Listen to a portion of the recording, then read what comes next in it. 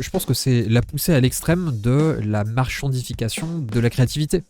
C'est justement la mort de la créativité que de décorréler de tout effort humain, toute pensée humaine, la création d'art quel qu'il soit. Je pense que c'est là où on va et il faut y réfléchir aussi sous cet angle parce que penser au vol des artistes c'est une chose, penser à l'impact écologique et social c'est une chose également et il faut évidemment considérer tout ça.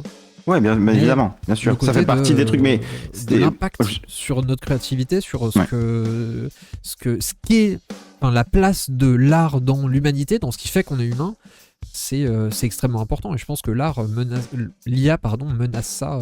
L'art est menacé, c'est clair. Et enfin, tu dis ils volent les artistes, mais en fait, ils vont même nous voler l'art. En fait, tu vois, le fait de faire de l'art.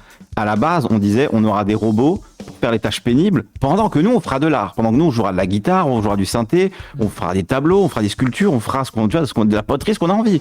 Non, maintenant, genre l'art va être fait par des machines, pendant que nous on fait quoi en fait, tu vois, enfin, quel est le rôle de l'humain dans une société comme ça? C'est très étrange. C'est le rôle de l'humain, c'est son rôle d'être exploité.